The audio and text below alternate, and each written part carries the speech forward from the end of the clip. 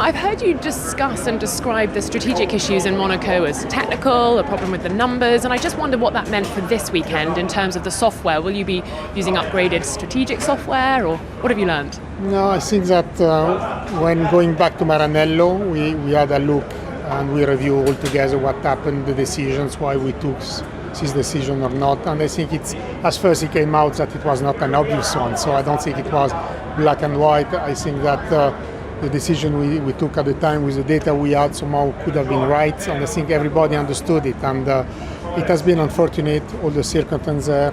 I think that when Charles pitted the first time, you had 10-second advantage at the start of the lap on check, and no one would have expected he would have fallen behind. So certainly when something like that is happening, there is something to improve, and I think that as first, a transparent review between the individuals and the team was important. Second, try obviously to always to improve your tools to make them more accurate and have a better, let me say, data in order to make the right judgment. But I cannot blame the team. I can certainly not blame the team because it was an obvious one. I think the fact they regroup and the review already make us stronger, and I'm pretty sure that we have lesson learned and we are here stronger compared to Monaco. Absolutely. Fastest in both quali and race pace yesterday. What have you changed to make sure that you were top of the pile in those two? Is it simple science? Can you repeat it? You're top of quali and race sims yesterday. What have you changed to make sure you're at the top, or is it not that simple? No, I think if we look at the first races of the season, we have always been competitive as Red Bull is, and I think it's very close between us and them. It's within a tenth maybe or 2 tenths. And so far it has been the case on different type of circuits, different type of layouts. So I think no surprise that here again it will be very close, and if I look at yesterday, it was again very, very close. So I think it will be a big challenge, a very close fight here once again. We are trying to prepare ourselves in the best way. We got a lot of data collected yesterday, trying to improve the setup and the driver confidence for today, the quali, and then we'll face tomorrow the race, which again I think can be a big gamble in terms of strategies because you never know what may happen in Baku, red flags, safety cars. So we will need to be prepared. But it's a new race, a new challenge, and we are simply looking forward to it. And just finally, the porpoising seemed a little worse for you yesterday.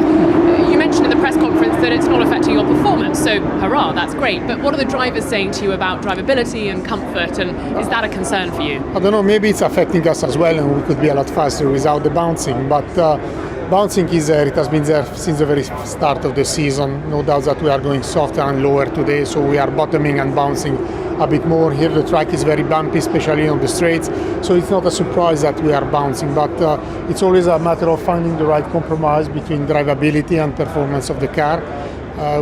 We made some changes yesterday. We tried to understand what's the best compromise, furthermore today, and hopefully we'll be simply competitive in quali and the race.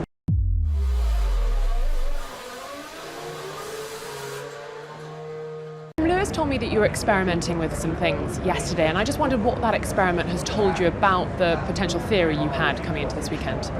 Yeah, we were experimenting with the aerodynamics, the bouncing and the ride of the car, and it was important to take some extreme decisions, and we did that on Lewis's car, and the learning will help us going forward.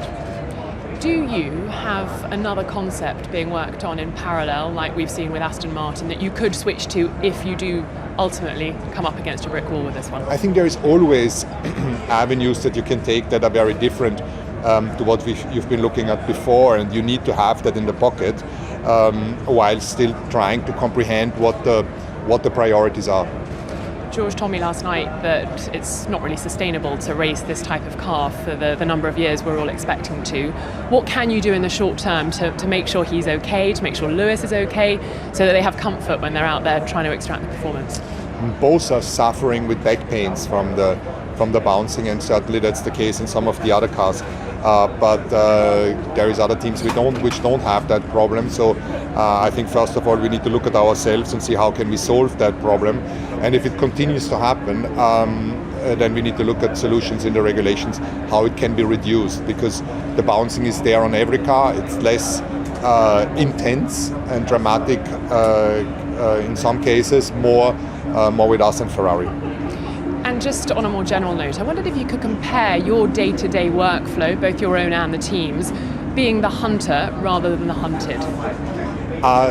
Somehow being the hunted is nice because you're setting the benchmark, but it's also there's also a lot of pressure and stress involved in it because your own expectation is to win, and then if somebody's close, that can cause a stress moment. On the other side, hunting is easier because you know where the benchmark is, you know what you need to achieve, you look at the data from the other teams and you see where you're losing time. But as we'd rather be at the front. So is it more meetings as well? You know, in the factory, are you having brainstorming meetings? How does that work? Yeah, it's flat out because sometimes when you win, you never go home and say, why the hell did we win? But certainly you do when you lose.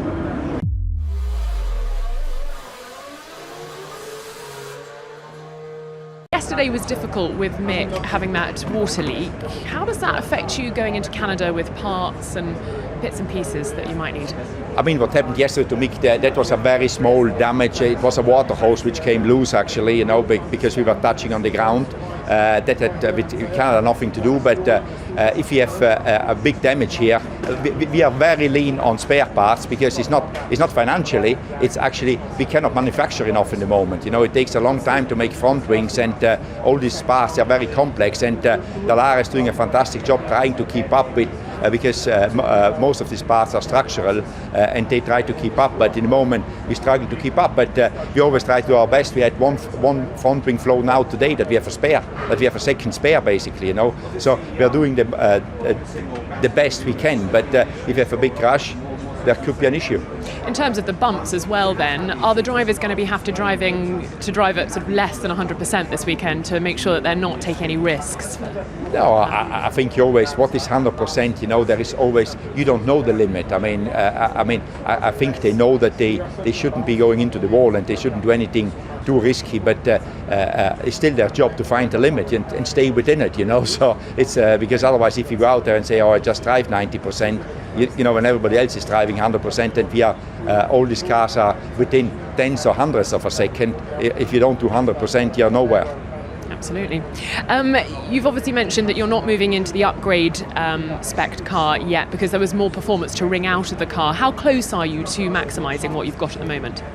I think we're getting closer. You know, yesterday was a little bit of a setback in FP2. We didn't really know why we lost so much performance, but we are upbeat about it and try to come back today in FP3 to see if we find some performance again like we had on the last 3 races.